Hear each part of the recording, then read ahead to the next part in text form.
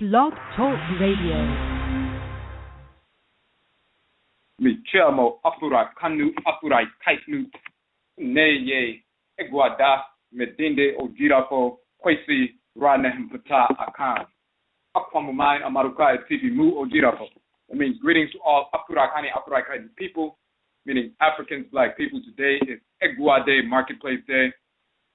My name is Odwirafo Kwesi Nehem Ptah Akhan.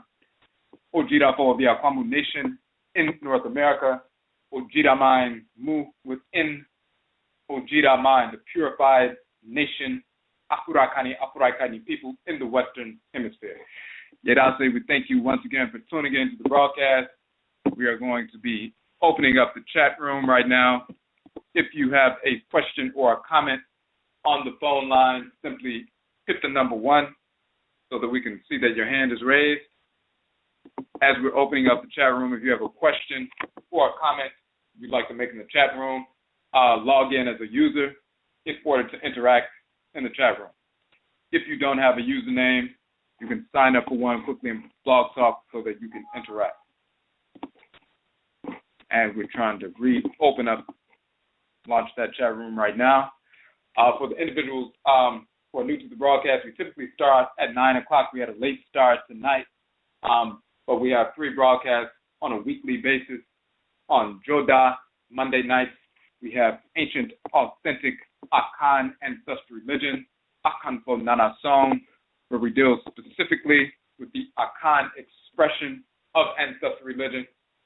Number 1, because we are Akhan. Number 2, because of the misinformation that is propagated about Akhan culture, philosophy, cosmology, spirituality, religious practices, and so forth, from not only individuals here in the West, but also individuals on the continent who have been infected with white pseudo-religion, white culture, and therefore these infections have permeated the presentation of the traditional religion. So we deal with ancient, authentic Akhan ancestral religion, going back to our ancient ancestry and ancient Khanat, which is a title of Nubia. The people of ancient Khanat, the Khanit people, migrated from ancient Khanat to the western part of the continent, reestablished the ancient empire of Khanat, or Nubia, which is later called the Empire of Ghana, a couple of thousand years ago.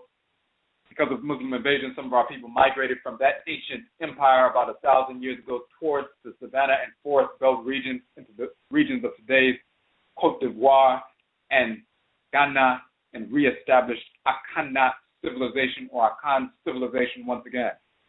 A few hundred years later, some of our people were taken from those regions and forced into the Western Hemisphere during the Musuo Kessier, the Great Perversity, the enslavement era.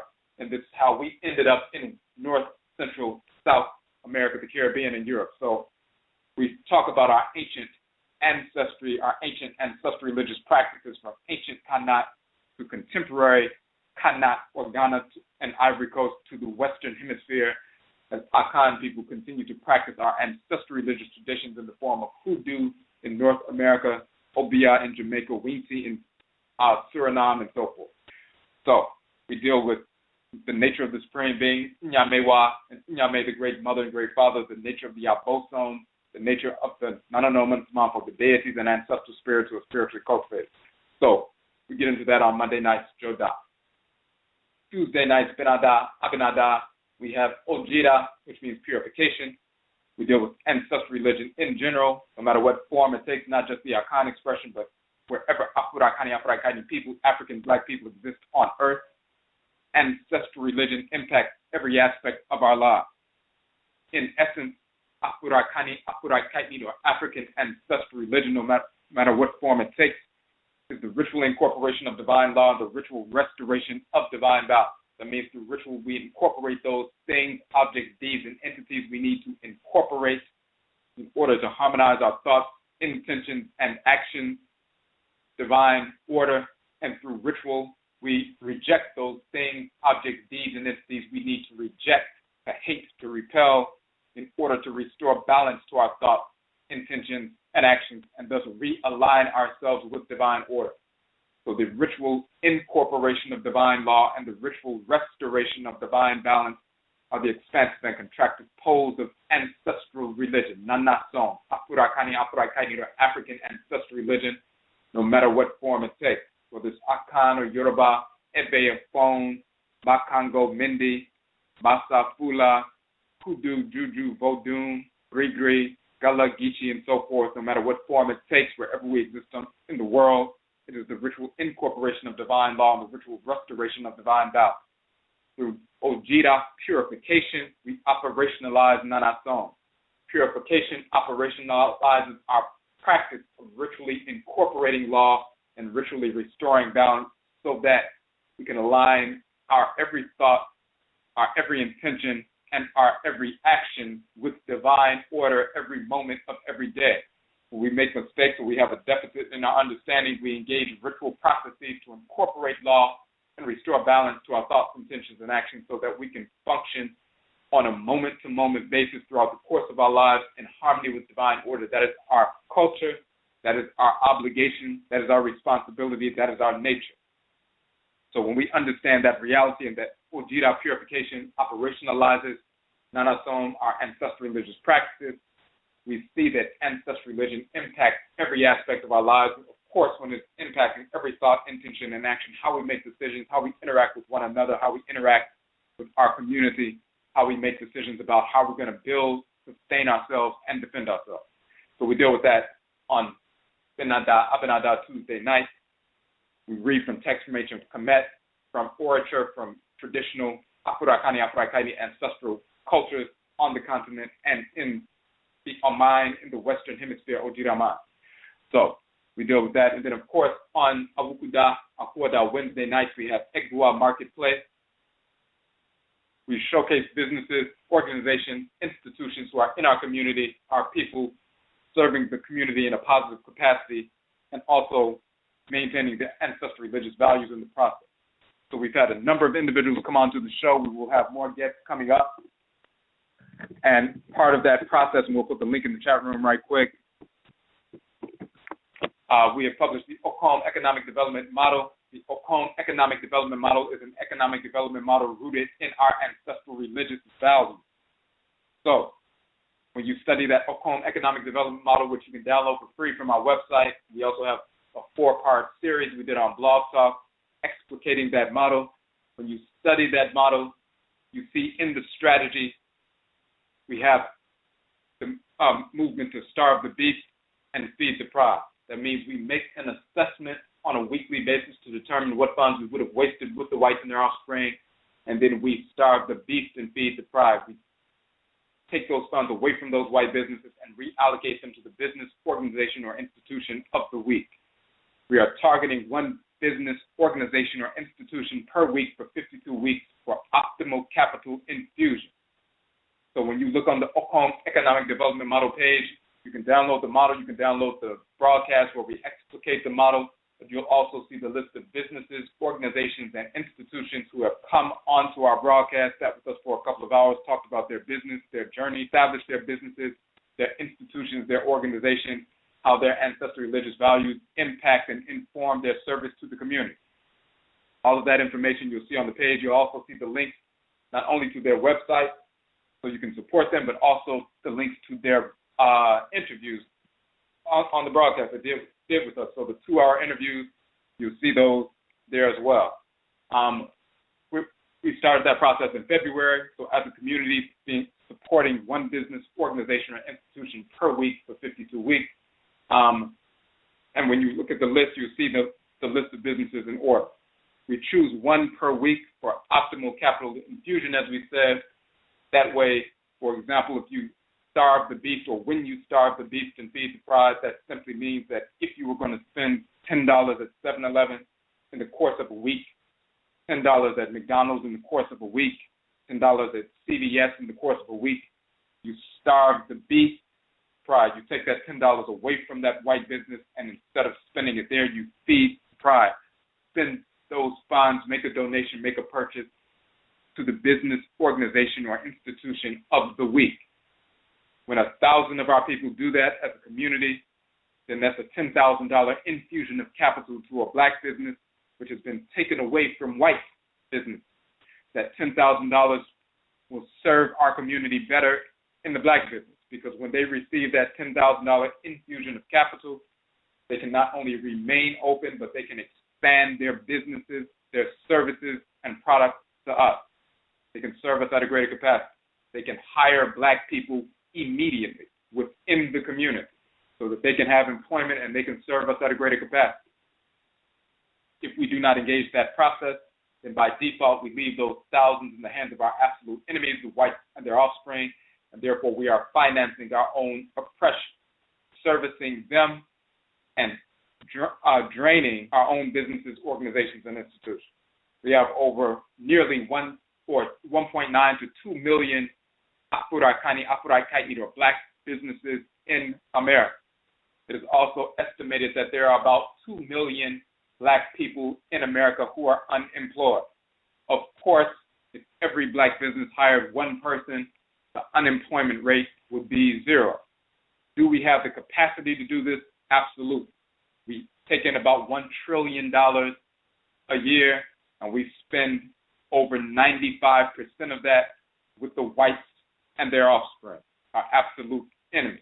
White Europeans, white Americans, white Hindus, white Arabs, white Hispanics, white Latinos, white Asians, white pseudo-Native Americans, these white businesses, non-black businesses in and outside the community. We spend 95+% of that $1 trillion with them and less than 5% with our own people. If we took even an extra 20% away from those white businesses and transferred that to our businesses, there's billions of dollars being transferred to our businesses. Absolutely, we can easily employ every single black person in America who needs a position, easily, simply by making the decision to switch. Instead of spending the money with the white business, simply spend it with the black business. They can give us the products and services that the white businesses are providing in an inferior fashion, as a matter of fact. That the white businesses are providing to us in an inferior fashion, we can receive the same products and services in a superior fashion from our own people simply by starving the beast and feeding the crowd. So this is what we do as part of the EGUA Marketplace show. But then we also, on EGUA Marketplace, we have certain shows where we talk about the philosophical and cosmological foundation for our economic activity, building on that OKOM economic development model. When we talk about OKOM economic development, it's based upon a constellation of 7 needs that reflect the 7 principal values of Ancestry, nation building, restoration.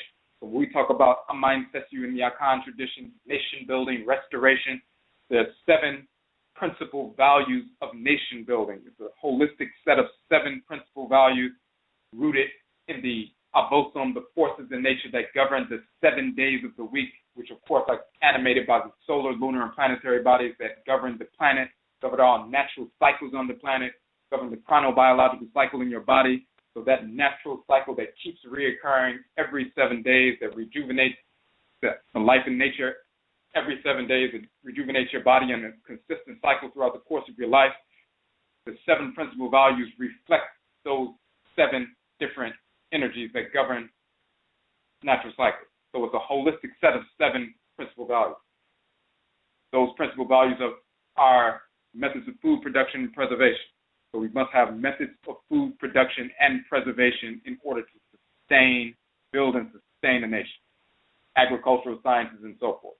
We must have methods of curing disease, principal values. So no matter what happens within our population, we can take care of our people. We can't establish a nation and have to go to your enemy if you get sick. So methods of curing disease, learning about medicine in a traditional fashion, botany, surgery, everything. A military structure, 3rd principal value. Anything we build, we must understand that the spirits of disorder, the whites and their offspring, cancer cells in the body of humanity will seek to destroy by nature. They will never simply leave it alone. We learned that through Black Wall Street and everything else. But those who are intelligent knew that all along. Anything that we build, the parasite will seek to attach to and destroy. So until this parasite is eradicated by us, we must build a military structure to defend whatever we build. The 4th principal value is the establishment of institutions so that we can institutionalize our values. training institutions, cultural institutions, religious institutions to train our people in science, train our people in government, train our people in agricultural sciences, train our people in engineering, train our people in every aspect, military science, in every aspect of the Ancestry nation-building process, to transfer values intergenerations, so that people understand the value of the culture, why the nation has been built, what its value is to our people. They will therefore seek to preserve what has been built and to transfer that knowledge intergenerations to their posterity. So building institutions, fourth principal value. The fifth principal value of nation building is establishing sound systems of governance and jurisprudence so we can govern ourselves, mitigate disputes, redress grievances in a harmonious fashion. If we do not engage that process harmoniously, rooted in our ancestral culture and our ancestral models, then minor disputes can turn into the kind of conflicts that can take the nation down, and internal fracturing, leading to internecine warfare and so forth, which allows us to compromise our own immunity so the criminals from the outside, the whites and offspring, will see an opening to attack. So sound systems of governance and jurisprudence allows us to perpetuate the nation on a day-to-day basis, year-to-year, generation after generation as a community. We also must build homes, of course, on acquired land, land that is acquired, sovereign, and so forth, and we build homes on those lands, build shelter and so forth, as well as institutions, physical edifices. That's the sixth principal value. And the seventh principal value, of course, is the creation, manufacturing of clothing, dealing with textiles and so forth. So those seven principal values address that constellation of seven needs for us to feed ourselves and cure ourselves, to protect ourselves, to institutionalize our values, to govern ourselves, to shelter ourselves, and to clothe ourselves.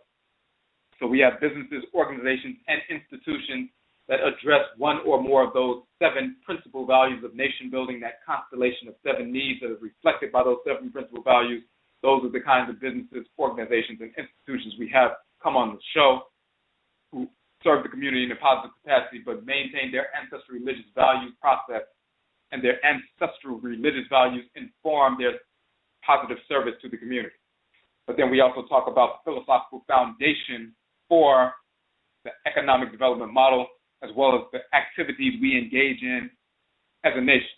So this is one of those shows where we're going to deal with the cosmological foundation, philosophical foundation for a specific activity as an organizing tool. So in the Akhan language, NHYIAMU means a meeting or a convening or a conference or a meeting. NHYIAMU, talking about a conference, and we titled the show NHYIAMU, Conference of the Ntorotu, Ntorotu meaning deities, misnomer Ntorou, Ntorotu, as an operational model. So when we have conferences, when we convene conferences or meetings as an organizing tool to organize ideas, organize thoughts, organize activities for the benefit and betterment of the mind of the nation, and of course here in the West, Odwiraman, the purified nation, Afurakani, Afuraitkaitnit people in the Western Hemisphere, when we engage such conferences and meetings and so forth to organize our activities so that we can strengthen ourselves, fortify ourselves, and move forward with regard to Ancestry nation building, we must have a model that's functional. So what we're talking about this week, of course, and we announced this past Joda a couple of nights ago on Monday night, we will be having our AKYISAN Afurakani, Afuraitkaitnit Ancestral Religious Reversion Conference, our first annual conference on ancestral religious reversion. We don't engage in conversion, that's transforming somebody into something. When we embrace ancestral religion, it is reversion, AKYISAN, to return, sign back, AKYI, to our original pristine nature, the nature of what has been written into our Kayat, our soul, our divine consciousness, by Nyamewa, Nyame, Amenet, Amen, the Supreme Being, how we are to function in creation that is wired within us. Our ancestral religious practices, the ritual incorporation of divine law, the ritual restoration of divine balance is written into our nature. So when we re-embrace ancestral religion after rejecting the fictional cartoon characters, deities who never existed, and personages Abraham, Isaac, Ishmael, Muhammad, Allah, Yahweh, Buddha, Brahman, Jesus, Yeshua Ben Pandera, all these fictional cartoon characters who never existed of any race or in any form whatsoever. When we reject that nonsense and we re-embrace our ancestral religious culture, meaning our nature, we are engaged and not in conversion. We're engaged in AKYISAN, ancestral religious reversion, returning to our pristine state. So we'll be having a conference. The tentative date is March 19th. So in a few months, that will be in Washington, D.C. It will be an all-day conference. Of course, it's open to Afurakani, Afuraitkaitnit people only. It is a free conference. We will have about 7 speakers talking about different expressions of ancestral religion. We'll be talking about the Akhan tradition, Ancestral in its authentic expression. We'll have someone talking about the Yoruba tradition in its authentic expression. We'll have someone talking about the Mbundu tradition, talking about the Galagichi tradition. We'll be having people talk about a number of different expressions of ancestral religion from their authentic perspective, born of the blood circles of our people. Of course, ancestral religion is transmitted through our blood circles directly from our direct ancestresses and ancestors. We did not lose our ancestral religious practices during the Kwesi, the great perversity, the enslavement era. They were carried with us in our blood. This is why the ancestresses and ancestors can possess our people here in the northern hemisphere or the western hemisphere, in the North America, South America, Central America, the Caribbean, and so forth, Europe, wherever our people were forced during the Kwesi, and we were empowered and guided to wage war against the white slavers and bring it into enslavement through those wars, guided and empowered by the ancestresses and ancestors and the divinity. So we're going to have a conference dealing with that.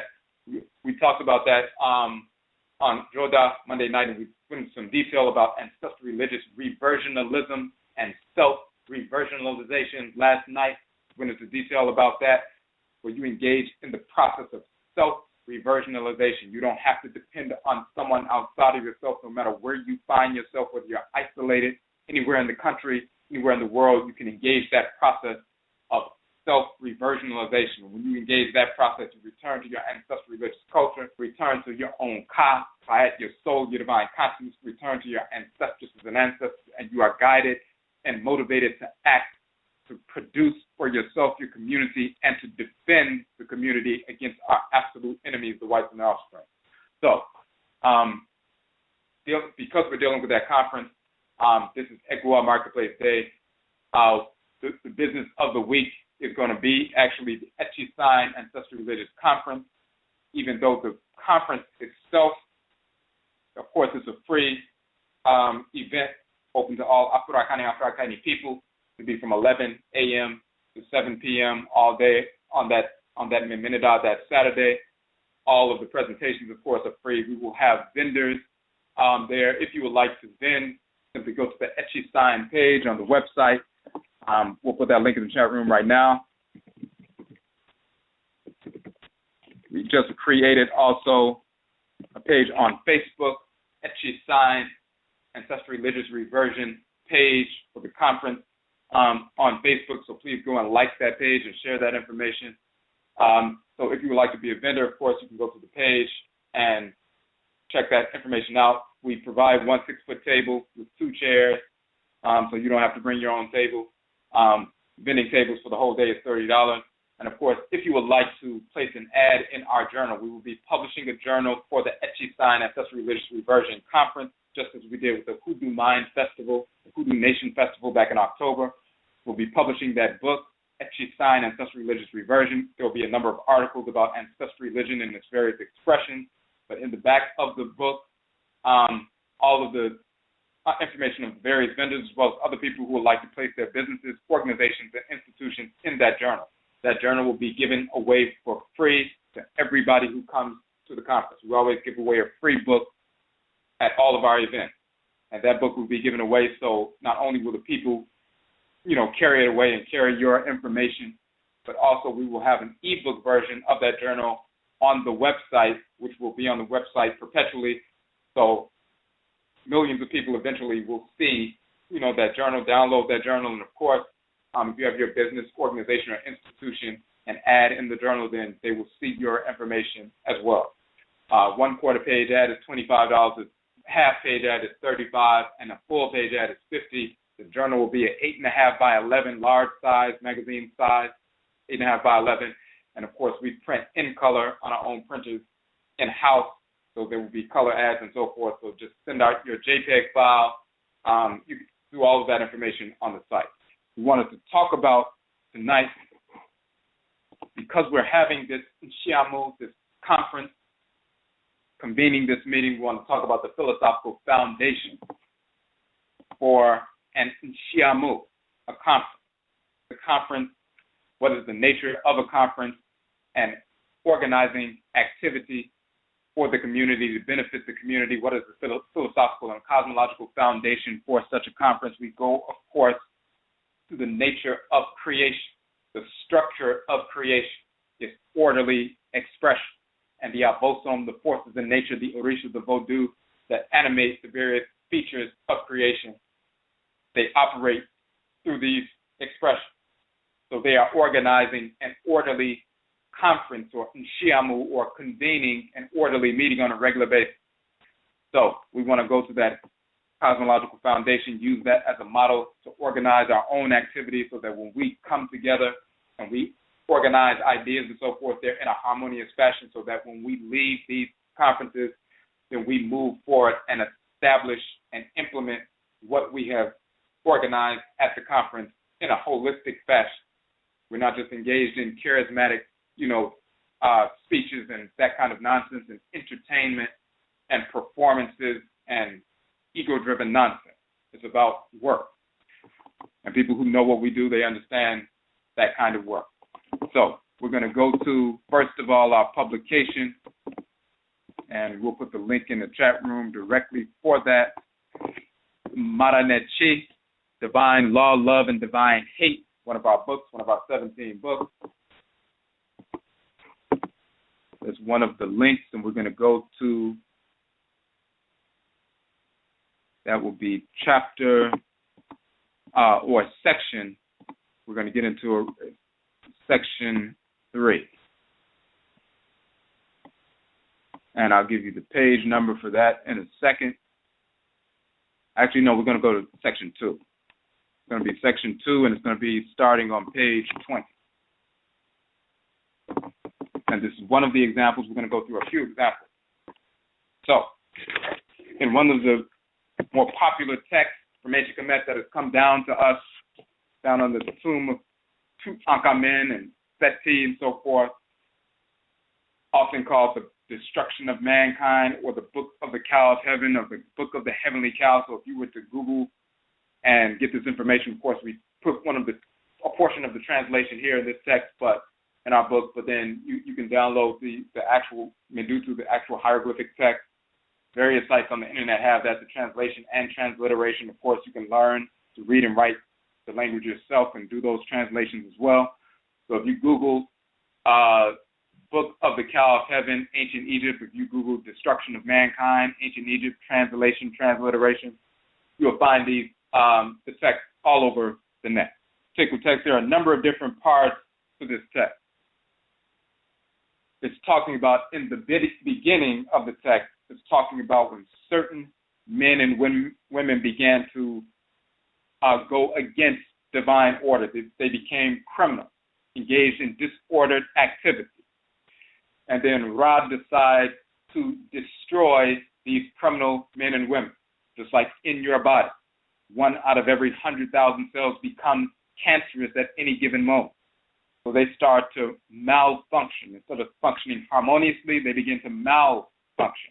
And when they start to malfunction, they become cancerous, they become disfigured, they no longer look like the other cells, and they no longer function as the other cells. And instead of supporting the organ or organ system that they are a part of, they begin to seek to consume and destroy and eat up the other cells in their path. And they will seek to expand and proliferate, metastasize the cancer cells together would seek to do if their development is not arrested. Of course, you have an immune system, lymphatic system that isolates such cells, kills them, and expels them from the body so that you can continue to function in harmony with order.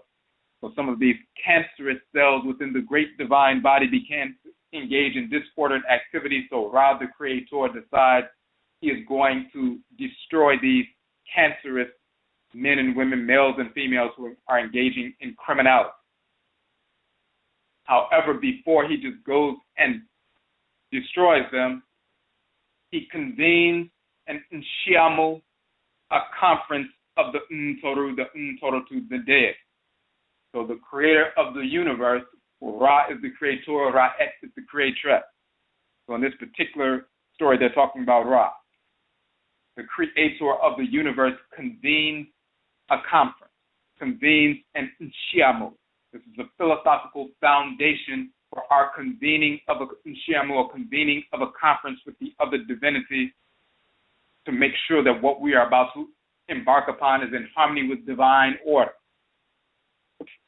Now, we quote from, we get into the text and then we start quoting from the most salient points. In fact, in this text, we go in a few lines in, but before we even get to that, I want to read the first section that we didn't quote here, because in this particular text, we were focused on specific points, and we didn't start at the very beginning. So I'm going to get the actual text, start at the beginning, and then we'll pick up on page 20 in the Modern Echi, Divine Law and Divine Hate, in our book. First part says, this is the story of Ra, the Ntorou, the divinity who was self-begotten, self-created, after he had assumed the sovereignty over men and women and deities and all things, the unique one. Of course, it says, now certain men and women were speaking words of complaint, saying, behold, his majesty has grown old, his bones have become like silver, his members have become turned into gold, his hair like real lapis lazuli. His Majesty, talking about Ra, heard the words of complaint or the projections of disorder into the life force energy of these wayward cells or wayward men and women in the divine body. And he said unto those who were in his following, this is what Ra said, call out and bring to me my RA-RAIT, which is the divine eye of Ra, the female divinity, and Shu and Tefnut, and Seb and Nut, and the father divinities and mother divinities who were with me, even when I was in Nu side by side with the divinity Nu.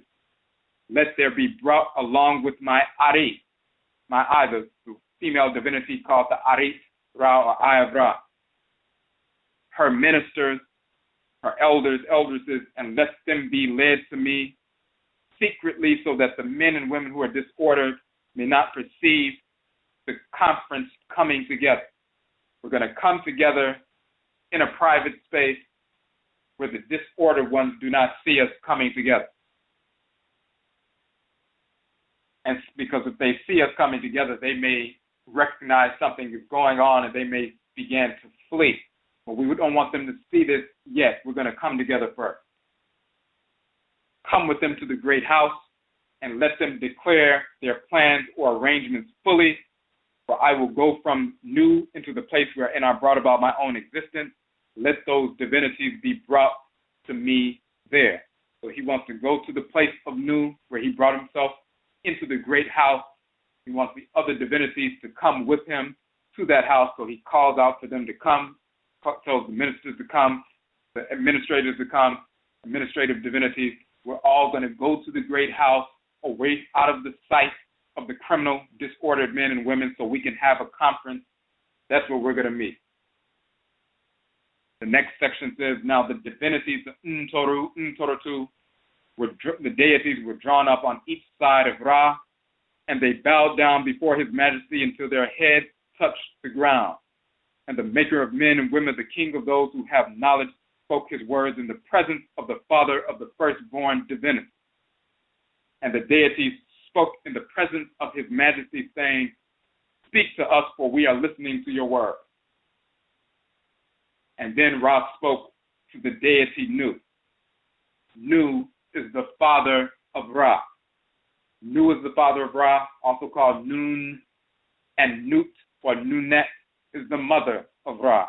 And they are the children of Amen and Amin. So Amen and Amenet are the great father and great mother of the Supreme Being. Nun and Nunet are their children, and Ra and Ra-et, the creator and creatress, are the grandchildren of the Supreme Being. So as we talked about in the previous broadcast, Ra and Ra-et, the creator and creatress, are the grandchildren of the Supreme Being, the great mother and great father, Amenet and Amen. There's a difference between the Supreme Being, the creator and creatress. The whites and offspring try to fuse all of them together and then say it's just one deity and then make it a male deity because they're this sexual, homosexual pervert. Now, so Ra spoke unto Nu, saying, and he's saying to Nu, O you firstborn deity Ntorotu, from whom I came into being. O you deities of ancient time, my ancestresses and ancestors, my elders and eldresses, take heed to what these specific men and women are doing. For behold, those who were created by my eye, talking about men and women coming from the Ari, or the eye of Ra. And we talked about that on Joda Monday night, talking about Onipa, the creation of the human being. They came into being from the eye of Ra, the sun, the light of the sun, the eye drops or the teardrops from the sun, becoming the life force energy that makes up the spiritual of the Afurakani man, Afuraitkaitnit woman. So certain men and women who came forth from my eye are uttering words of complaint against me. Tell me what you would do in the matter and consider this thing for me and seek out a plan for me, for I will not slay them until I have heard what you shall say concerning it. So, and that's what we pick up in our book, Madanechi, that specific section on page 20.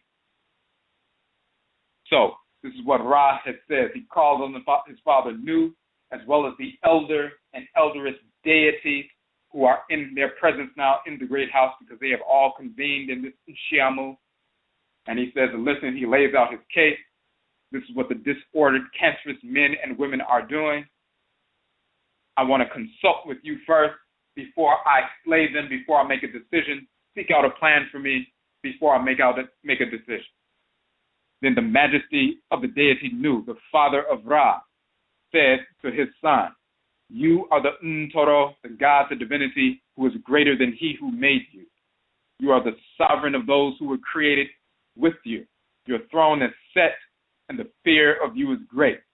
Let your Ari, your I, the female divinity, go against those who have uttered blasphemies against you. And the majesty of Ra said, behold, they have taken themselves to flight into the mountain lands, for their hearts are afraid because of the words which they have uttered. Talking about the disordered men, realized what was happening in this conference, they became fearful, and they began to run up into the mountain land. And that's an important point. Then the deities, the female divinities, male divinities, spoke in the presence of his majesty, saying, let your Ari, your eye, go forth, and let it destroy for you those who revile you with words of evil. For there is no eye whatsoever that can go before it and resist you and it when it journeys in the form of Het-Heru. Thereupon this female divinity, this Ntorotu, this goddess, went forth and slew the men and women who were on the mountain or desert land. And the majesty of this divinity, Ra said, come in peace, Het-Heru, for the work is accomplished. Then this divinity, goddess, says, you have made me to live, for when I gained the mastery over the disordered men and women, it was sweet to my heart. And Ra says, I myself will be master over them as their king, and I will destroy them. And it came to pass that Sekhmet of the offerings waited about in the night season in their blood, beginning at Penensu. Now that's talking about Sekhmet, who takes the form Sekhmet, Het-Heru. Het-Heru becomes a title at that point, no different than if you received a title of a baby is born, a little girl, and her middle name, you give her the middle name. Her middle name is the name of her aunt, and so forth. Het-Heru is one divinity. Setchima, Sekhmet, is a different divinity.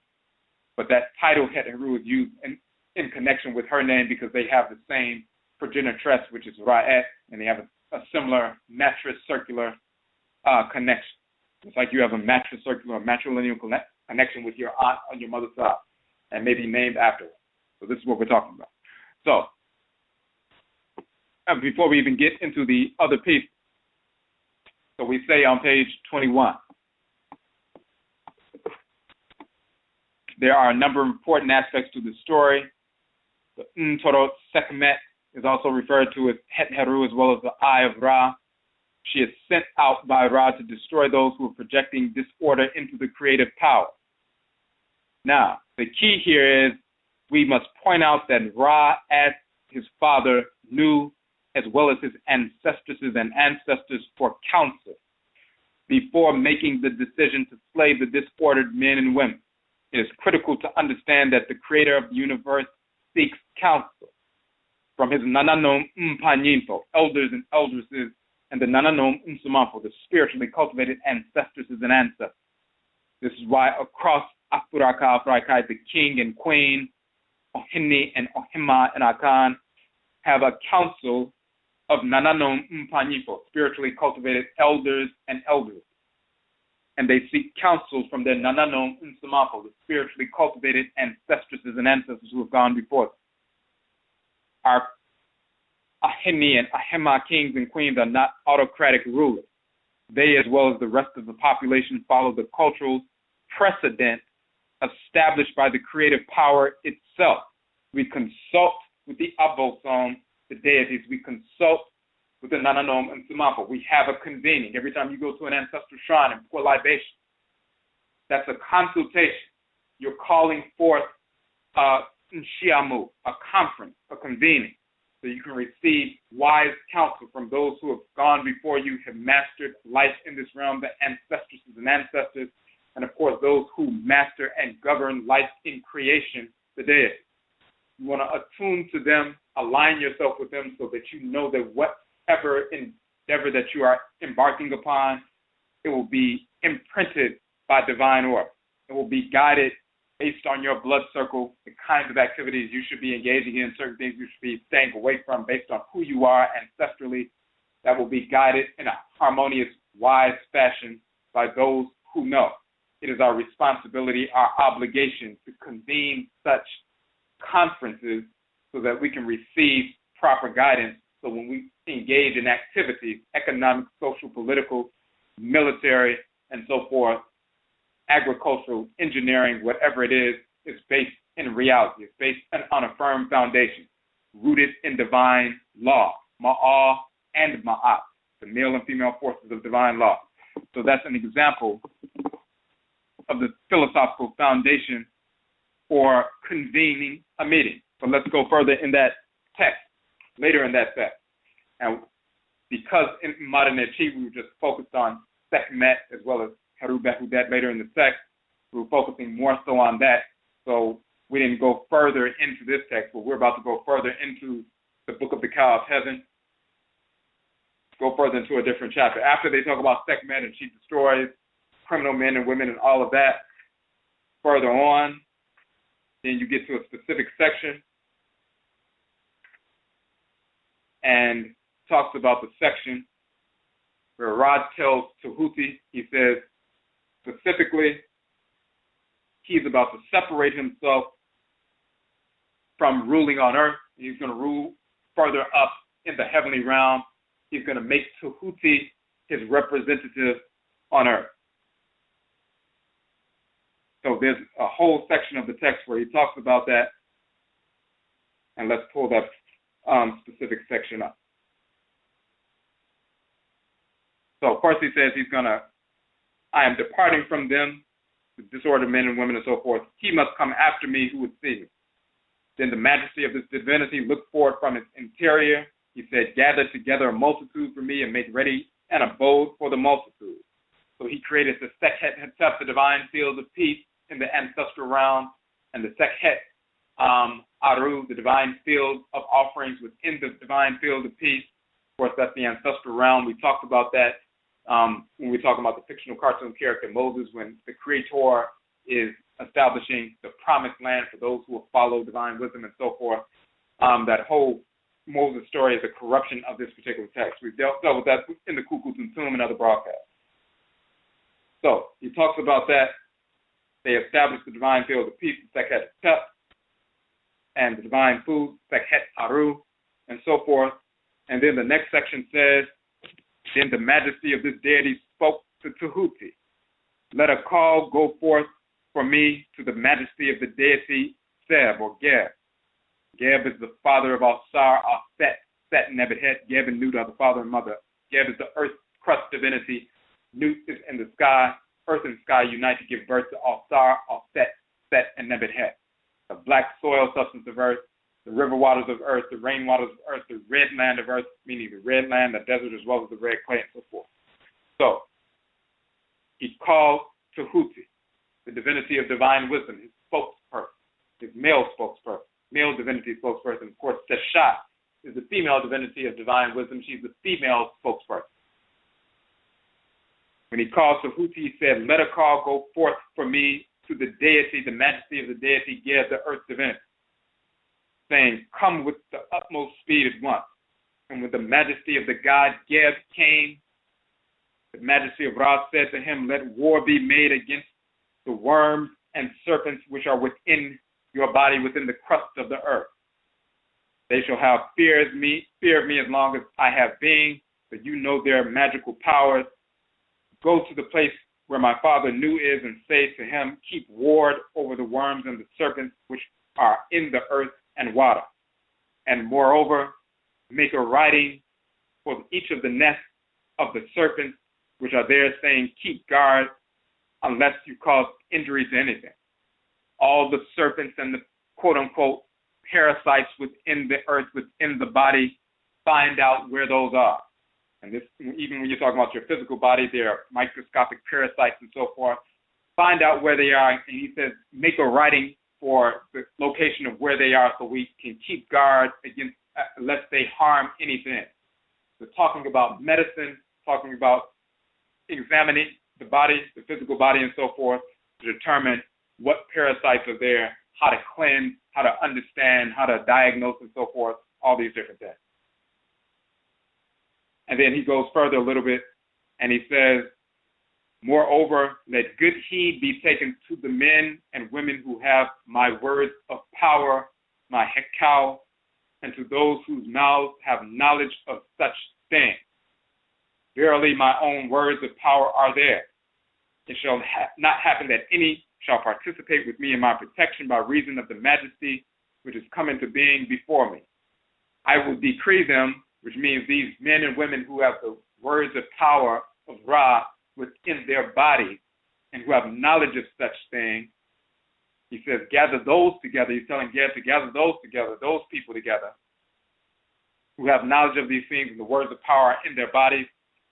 And Ra says, I will decree them to your son, Al-Sar, and their children shall be watched over. The hearts of their princes shall be obedient or ready by reason of the magical powers of those who act according to their desire in all the earth through their words of power which are in their body. So what is he saying there? He convenes once again. He calls Tahuti, the divine wisdom. He has him to call forth Seb or Geb, the earth divinity, and they have a conference. And he says, listen, first of all, guard over the worms and serpents that are within your body, the crust of the earth, to protect the people. Make sure they know where these serpents and so forth are, because you know serpents will come out of their dens and come out of the grass and so forth and bite people, everything else. Find out where everything is so they can be protected. If we're talking about our physical bodies, it's the exact same process.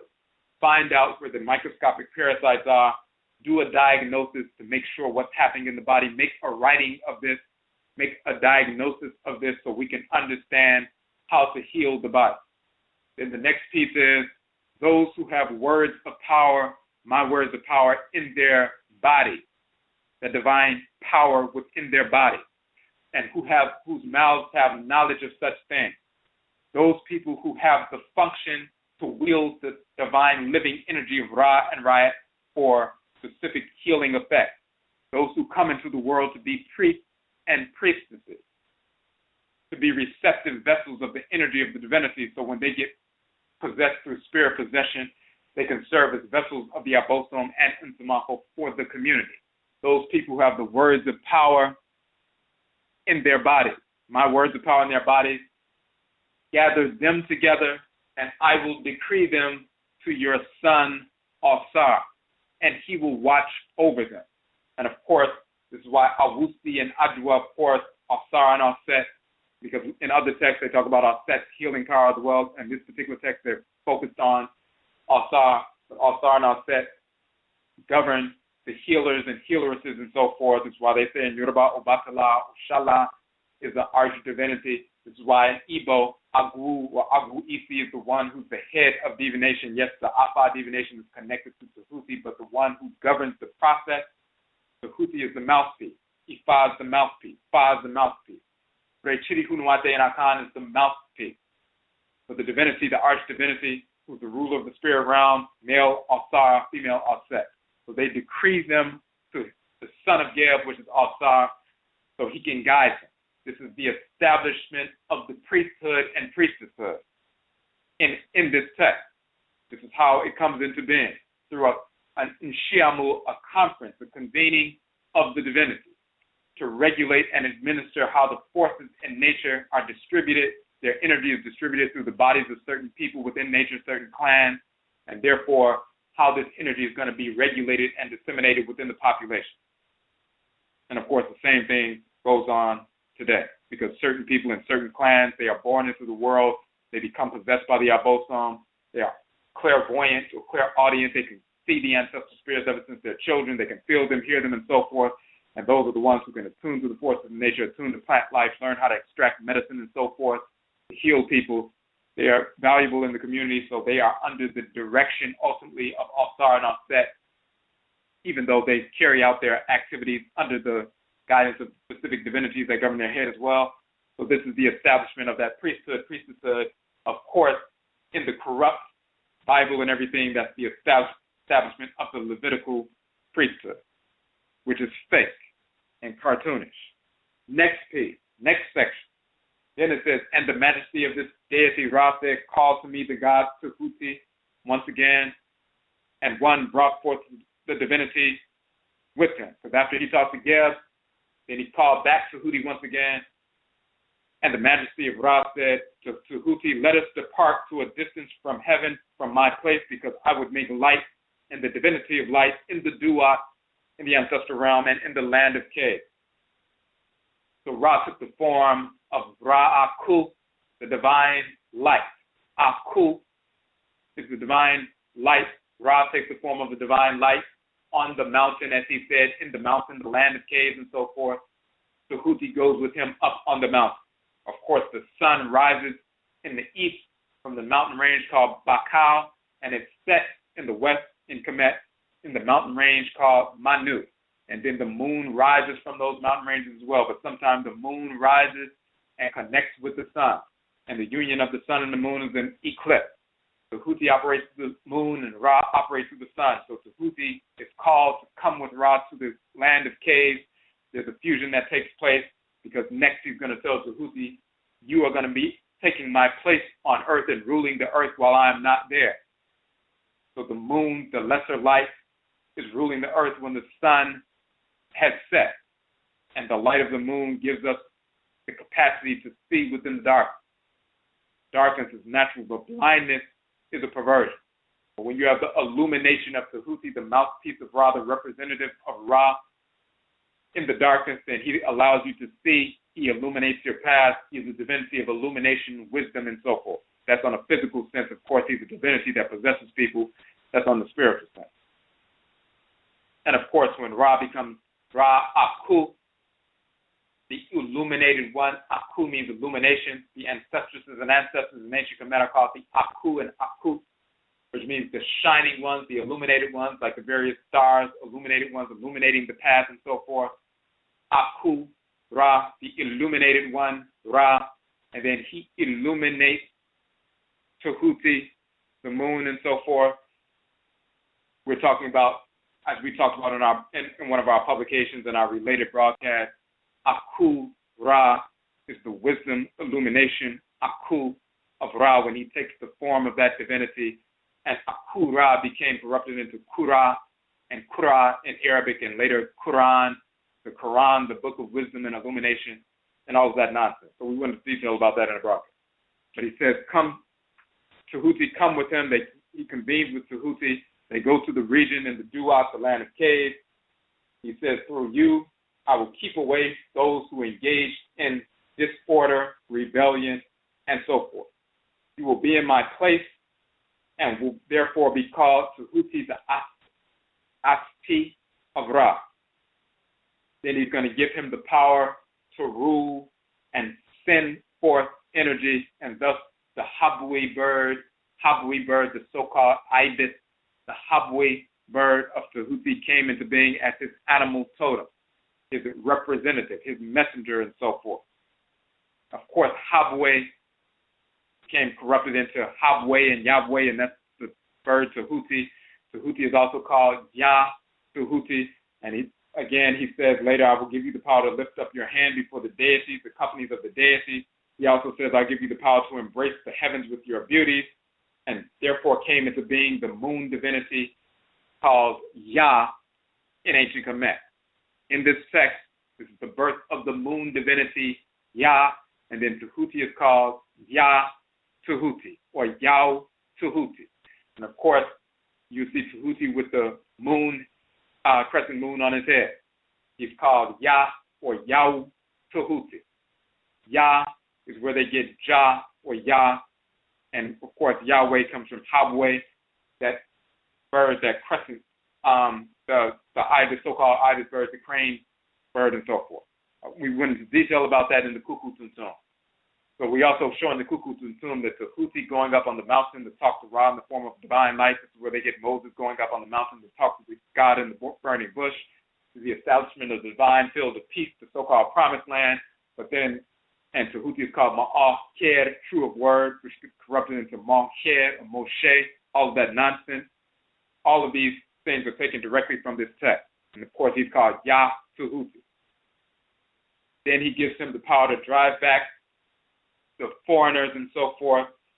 And then he came into being, he created the dog-headed baboon, so-called dog-headed baboon called Anan, A-N-A-N, Anan. So now that becomes Tahuti's assistant, to assist him in his work, because he's the representative of Ra on earth. Ma'ah Sher, true of word, the title of Tahuti, as the assistant Aran, the dog-headed baboon. Ma'ah Sher becomes Moshe, and Aran becomes Aran or Aaron, and Moshe and Aaron, Moses and Aaron is where they stole the whole story from, and we went into detail about that. And it said, he shall act as a governor for them. Now, and it also says, you are in my place in the sight of all those who see you and who present offerings to you, and every being shall ascribe praise to you, O you who are God or the Ntorotu. So Ra's placing him as a representative right there on earth. He gives him an assistant named Aran, and then he says, the people who see you and present offerings to you, every being shall ascribe praise to you, Yah Tahuti or Habwe Tahuti. Everybody's going to ascribe praise to Yah or Habwe, Yah or Yahweh and so forth, which is a corruption. Yahweh is a fictional deity as well. O thou who, or O you who are Ntorotu or dead. Of course, when they talk about Yahweh is the demiurge and not the real creator and so forth, in the Gnostic text and so forth, that comes directly from this text. Because Ra is actually the creator. Tahuti or Yah or Yao, Habwe, is a functionary of the creator. However, the creator is a grandchild of the Supreme Being, which the whites and their offspring don't have that information. So we put together those from those particular texts. We're showing in different instances in these different texts when they're organizing what's happening in the physical world, organizing the ancestral realm in the form of the Sekhet Hetep, divine field of peace, the ancestral realm that our people will make it to once we make our transition, when we live in harmony with the Huti. When they're organizing the priesthood or priestesshood, will be healing the people and so forth, organizing healing activities and medicine and so forth. There's a convening and NHYIAMU of the divinity, the forces in nature that regulate divine order and creation. They come together, they function together inside what the administration of these activities will be, and then they move forward and establish that, and this is how these institutions on Earth became established within our community. The forces in nature constantly regulating activities on Earth and in the world in a harmonious fashion, and we seek to align with them. We engage in the same harmonious practice, harmonious living.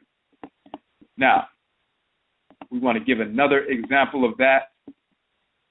But before we do that, we're going to take a call right quick from the phone line, and then we're going to get to that last example. Okay, Michiawo on the phone line. You had a question or a comment? Yes, Michiawo. I wanted to ask about I had watched under the video Hoodoo Man and Hoodoo Woman. Is it for like the priesthood under the right? Under being a priest. Well, I had a Nigerian was telling me about doing a washing and a cleaning, and I remember you saying on one of your videos that you have to kind of look out for these people that are, you have to be careful of, but they were telling me something about doing a cleansing. You would get like a snail, and then you get some bamboo leaves and some white soap, and you crush it up together, and you wash yourself in a stream. And what I'd like to know is have you ever heard anything in that essence, doing like a cleansing in a priesthood or something? Yes, well, people, they do that in Yoruba tradition. They do that in different traditions. But, it's dependent on the culture. It's dependent on the people. It's dependent on your ancestry. So, for example, because of the culture of the Yoruba people and where they've migrated to and the experiences they've had over hundreds of years or over 1,000 years, they've developed a means by which they cleanse their own head. But every group has a way to cleanse their own head. It's dependent on the culture. But they typically, sometimes they just look at us like, hey, you don't know who you are, so just do this, do what we do. Because they don't have a respect for who we are, and some of our people don't know who we are. You may not, if you're not Yoruba, you don't need to be doing that. You need to be doing or cleansing your head based on your ancestral clan, based on your ancestral affiliation, clan affiliation. What if in your clan, a snail is taboo for your clan? It may be fine for them, but it's a taboo for your people. And if you use the snail and cleanse your head, that will create all kinds of disorder in your spirit, because somebody's just telling you, hey, do this, because they don't, without regard to who you are and what your ancestral descent is, they just tell you, hey, do what up. That's like somebody saying, listen, vitamin C is good. Vitamin C is good for your skin. Vitamin C is good for your immunity and everything. So therefore, since vitamin C is good, give both of your children, some lemon. Well, yes, vitamin C is good for immunity and everything else, but what if one of your children is allergic to lemons and they break out, and the other one is perfectly fine? If they just say, well, vitamin C is good for immunity, without any regard for the allergens that are part of your child's biological makeup, then you just follow that and give it to them. One child will be fine, and the other one will have to go to the hospital, something like that. So we need to recognize who we are, what our spiritual taboos are, what our social taboos are, and that's based on clan. So first you go to your ancestresses and ancestors, your own people. You find out from them who you are. If they direct you to someone to learn about a head cleaning, then you know that you've been directed properly. But if they do not, then you do not move in that direction, because they're not taking that into account. You have to run everything by your own Nsamafu. That's why it's critical for everybody, and it's our obligation just as adults to align with our Nsamafu, our ancestresses and ancestors, before we move forward and embrace anybody else telling us what we should and shouldn't be doing. All right, thank you very much for that, Madase. And then I wanted to know, on my Facebook page, a lot of people are asking about a media website to go to that we can talk about things like this of our own culture. And I know you say you have another website that we can go to just for, our culture, African cultures, and things. And I don't remember the website name. What was the website? Right, that's the Afuraitkaitnit.ning.com. And when you go to the regular Odwirafo.com website, on the index page, you'll see a link to that, but it says Afuraitkaitnit Ancestral Religion Network. So it's similar to Facebook, but it's a separate private network that you can join and create a profile, and similar to Facebook where we post videos and links, and people post blogs and videos and discussions and all of that, and people interact in groups and stuff like that. So Afuraitkaitnit.ning.com. Ning is N-I-N-G. Okay, thank you. And just one other question. There was a video that you were speaking on, reference about Asia and Eurasian. And I was wondering, what's the difference of Asia, A-S-I-A, and Eurasian? I always thought those were the same things. The difference as far as, what would be the difference in the people that are supposedly Black, African, Eurasia, Asian? So when we were talking about that, we were just talking about, of course, the continent itself is Eurasia. Sometimes the whites and offspring are trying to separate it and say Europe is a continent and Asia is a continent, but it's really all the same thing, Eurasia. Mm-hmm. So in the western part is where Europe is, of course, and then the eastern part of the continent is Asia. So the Asians are, of course, Chinese, Japanese, and so forth. So that's the Asian branch of Eurasians, the Asian branch of the whites and their offspring, and then the European branch is the Europeans, which is, English and German and Dutch and everybody else. So, but they're all really the same people. They're the same whites and their offspring. They share the same DNA markers and so forth. They're not us and we are not them. So they're all Eurasians, but you have the Western Eurasians, which are the, Europeans, and the Eastern Eurasians, which are the Asians. So we were just making that distinction. Oh, okay. And just as the yin and yang, is that the only thing to call it, but is it an African name for yin and yang? But you said, is that the only thing? Say it again. To call it yin and yang, everybody just knows it as yin and yang, but is there an African name for it, yin and yang? Well, what they're talking about, that expansive and contractive power, like in ancient Kemet, that's talking about Shu and Tessanu, male and female expansive and contractive force. So that's where they get that from. Oh, okay. All right, Madasi. Thank you. Okay.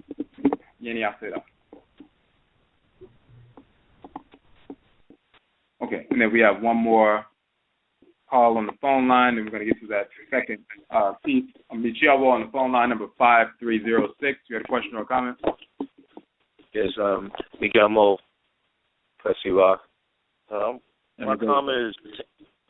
My comment is pertaining to how does all of this also correlate to Num, because you showed a video of Num, the deity Num, because I know that when she was talking about certain ceremonies, I know in the seven powers of the Orisha, some of the deities are recognized, but then they don't include all the deities. So when you're talking about Num, you're talking about Batalao, and that's the ram motion, and it's also dealing with water. So I'm thinking that the seashell also represents the core relationship or the symbolization of Num, because that's all. Is it all in that equal realm? Now, did you say, when you said Noon, were you talking about N-U-N, Noon, the father of Ra? Is that what you said? Yeah. Well, yeah, the father of Ra, but sometimes they say that Kenim and Nuim is also Jehudi. He's also connected or being equated with Jehudi. Now, I want to make sure I heard you. Did you say Kanum, like the one on the potter's wheel? Is that what you said? Kanum? Yeah, the one, the deity who's represented was symbolized as the ram. Right. Okay. I see what you're saying. Okay, so Kunum or Kunwemu, as we would say, like sometimes they don't know how to pronounce his name. They don't know if it's Kunem or Kunum or whatever, but he's the deity who fashions the body and the Ka or Ka'et, the body and the soul, on the divine potter's wheel, and then Heket, the frog-headed divinity, uses the Ankh to fuse the life force energy into that fashioned body and soul to complete that process. And she's a divine midwife. We talked about them a couple of nights ago on the creation of the human being.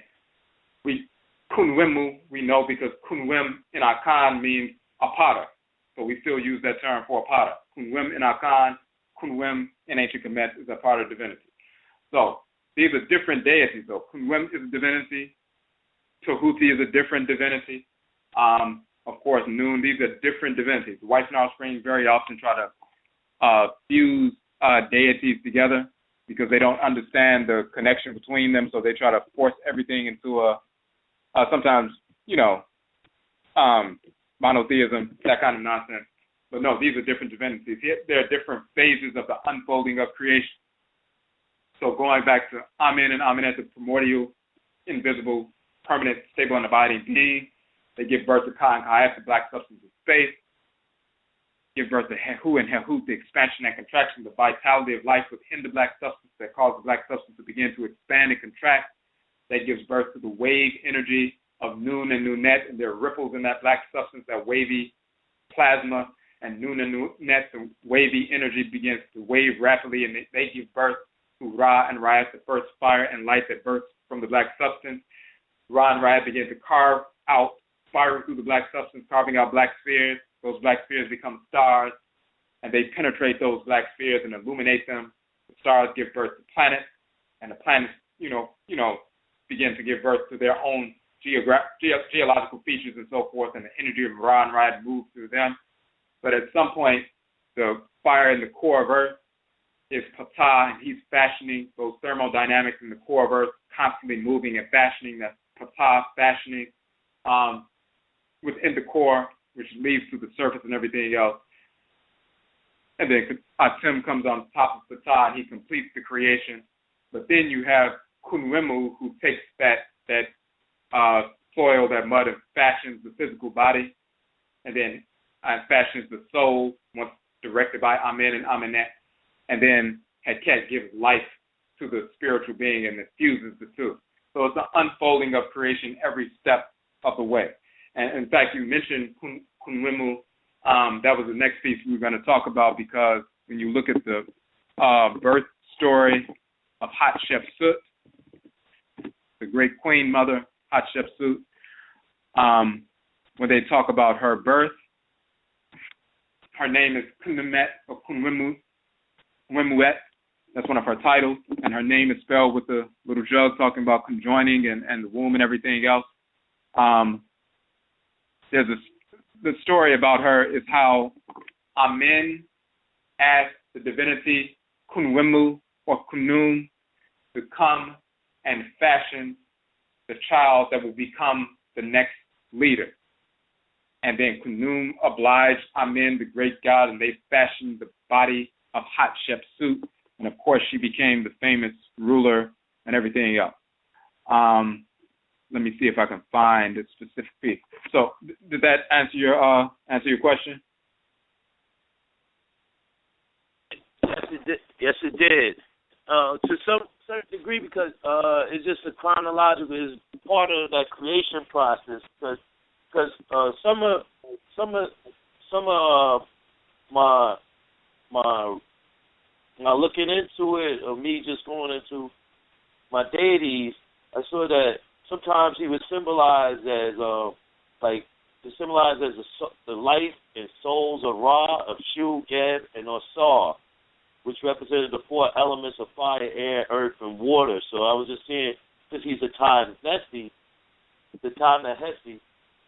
I wanted to see, but sometimes they're confusing the lineage. Like, sometimes it's confused with Ptah. I'm just saying some people who write some of the information that is, like you said, is we so conflated to being one, and they're two separate deities of being Ptah and Jehudi are the same one, and they're two separate deities. And that's based on linear periods, and I see that happening a lot sometimes with chronological periods. If I don't really get into, like, feeling the spirit that's in me, I don't catch it. Sometimes I feel spirited that this is a distinguishment between deities, so I go further into looking and doing my homework that I see that there is a separation, that there is authenticity between those deities. Absolutely. So you'll see that with a number of them. They're always trying to fuse different divinities together and saying, well, this deity used to be this, and then they became this other divinity, and then they fused this deity with the other one. The other one became less popular. That's all white nonsense and white politics. They're trying to figure out, and also trying to misinform, talking about, well, the deity became less popular, so they transformed this deity into another one. They don't know who these deities are. They don't get possessed by them. They're not communicating with them. These are different forces in nature, just like the different organs in your body, literally, because they are the organs within the great divine body. So they have their own functions. They do work together. So you find that Kunwimu, Kunum, and Ptah, they do work together. Ptah is fashioning the earth, and Kunum is fashioning the body and the soul on the potter's wheel. After the earth is fashioned, of course, he takes some of that, soil to fashion the physical body of the person. And Heket gives that life force energy. So they all work together, just like your heart and lung complex works together, but they're not the same organ. They are different organs that have their own functions, but their functions are interdependent. And the deities work together in the same fashion. Ashe. It's that brother catch me up once in a while. Okay, it's up. Peace. Get out there. Okay, so we want to make sure we didn't miss anything here in the chat room. Okay, so one question in the chat room is, let me scroll back up right quick. Do different forms of black activism fall under the governance of particular deities? If so, would it be incorrect to view someone within one of these orgs as a child of that deity? For instance, could a Black Panther be seen as a child of Ogun or Heru Aket? And then there was some more information there in the chat room, some conversation. It's not simply cut and dry. It's possible because there are more than just, Ogun is a, warrior divinity, but so is Yao, Heru, Shango. And there are a number of different ones. There's Heru Shafiq in ancient Kemet. There's Anheru, warrior divinity. Tutu is a warrior divinity. Mahes is a warrior divinity. You have Apedemak, which is a lion divinity, is a war divinity. You have the main Ru'ir is another lion divinity, war divinity. So we're depending on who we are, what our function is in the world. But if you look at, just step back and look at a large category, there are certain people who are born and connected to these fiery divinities of warfare and so forth. They are naturally inclined towards military functions and martial functions. And if they follow their inclination, even just in a general sense, they will move towards the kinds of activities, sets of activities that reflect and that express that kind of energy. And they are naturally inclined towards establishing some kind of revolutionary organization or some kind of military structure or some kind of martial arts school or training or manhood training or something like that. They'll naturally incline towards that. Now, once they establish that or are drawn to participate in something like that, then you have other people who may be drawn just because they're, it's emotional or looks cool or they want to be somebody or whatever. So it's not always that everybody who are involved are really drawn to that. Some people are conditioned. Some people are, romanticizing, so to speak, certain things and just want to be somebody. But some people are naturally drawn to those certain kinds of activities. So some of them, yes, but then some of them, no. So it always goes back to people finding out exactly who they are and learning that directly from their own kayat, learning that from their instamanfo, the abosom connected to them, so they can be sure. And yes, you can determine that. Okay. So just give me 1 second. I want to pull this information up. In fact, there are only a few minutes left in the broadcast, and there was a specific link we were trying to pull up. Okay, because we want to talk, and the brother brought up Kunwimu, which is the ram-headed divinity, flat-horned ram, and you see him sitting in front of the potter's wheel, fashioning the body and the ka, the body and the soul on the potter's wheel. They will fuse together. And then Heket, his wife Heket, the frog-headed divinity, and we talk about how the frog is dealing with life and fertility, rebirth and resurrection and so forth. She takes that ankh and places it to the nose of the spiritual entity to fuse that divine life force into the soul and the body and fuse them all together. And then she functions as a divine midwife in that regard. So he brought that up, and we talked about that when we were talking about the creation of the human being on the previous broadcast. But then we actually were going to bring up Kunwimu as well tonight because Hatshepsut, that is a patron divinity of Kunwimu, and Kunwimuet is one of her titles because she's a daughter of Kunwimu. So, and you can find this information, all over the internet, different translations of that. But talking about her birth, and to talk about the story of her divine birth is recorded as a series of sequential scenes showing the contact between her mother, the queen, Amesi, and Amen-Ra, and how she is the physical daughter of Amen. The story begins with the scenes of her mother, Ames, wife of Tohuti Mes the First, where the deities decide that she will be the one to give birth to the ruler of Kemet. This is what the deities decide. Upon making this decision, they have to arrive at a decision. The divinity, the Ntorou, Ntorotu, Amen-Ra descends to earth in the form of her husband, Tohuti Mesu the First, and visits her in her chamber. He first finds her asleep, but his divine presence awakens her by his divine breath. He impregnates her before he left her chamber. He revealed his divine nature to Amesu and told her that she will give birth to the future ruler of Kemet. He told Queen Amen, "This is my daughter, Kunwimuet Amen Hatshepsut. May she live. I designate her as my successor. She it is who will be on the throne. Assuredly, it is she who will sit on this heavenly throne.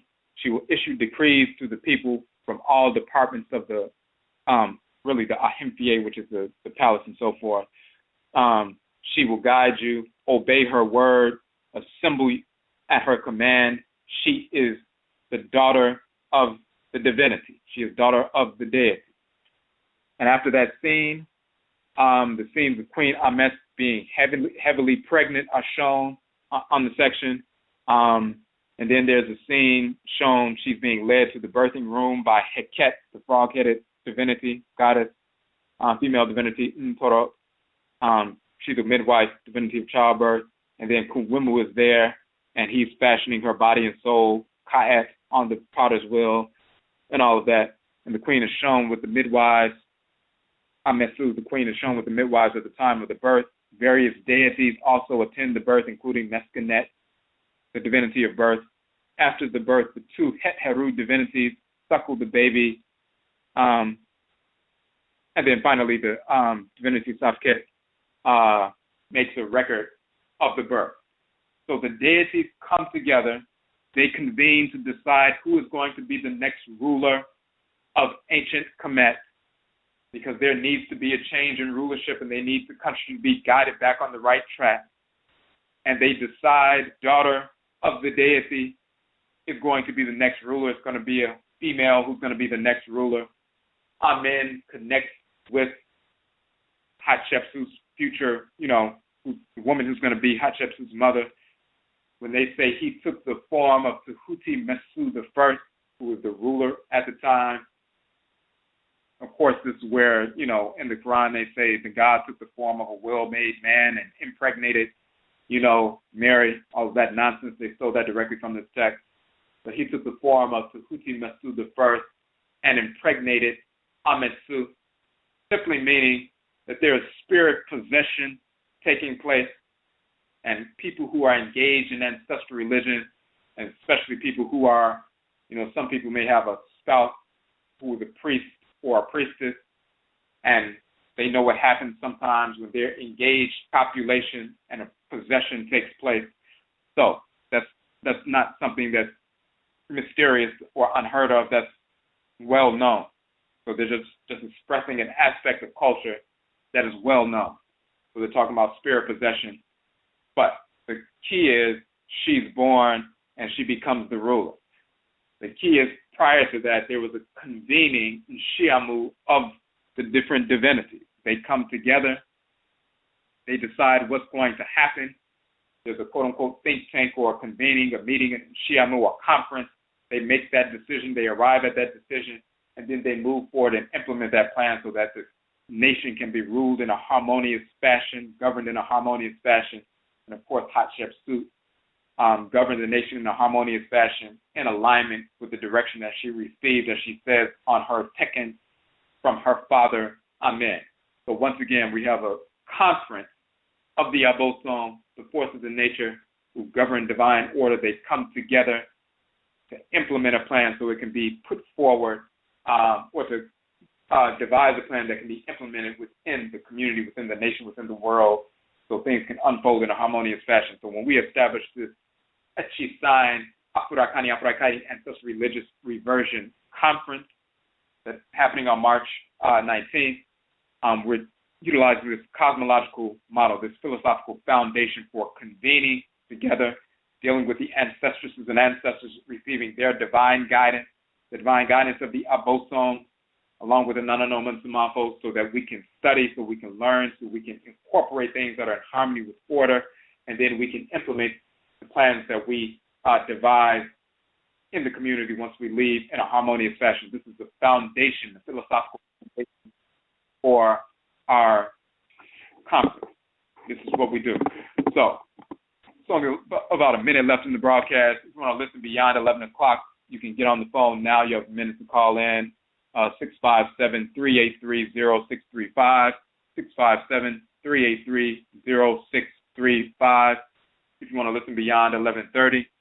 We don't have to really go much beyond that. We just want to say once again, this week's business of the week is actually our AKYISAN Ancestral Religious Reversion Conference. So when you go to the OKOM Economic Development Model page, you'll see the link to the AKYISAN page. If you'd like to support the work that we are doing, you can always purchase one or more of our 17 books. They range between $8 and $11, and we have discount 30% off for multiple books. You can place an ad in the journal that will be published and be online, as well as given away for free to everyone who comes to this conference. So your study group or your business organization institution will be seen by the people, and you can impact and support the people, and they can support you. So again, Yerase, we thank you for tuning in to the broadcast, and Yebeshiabio, we will meet again. Okay.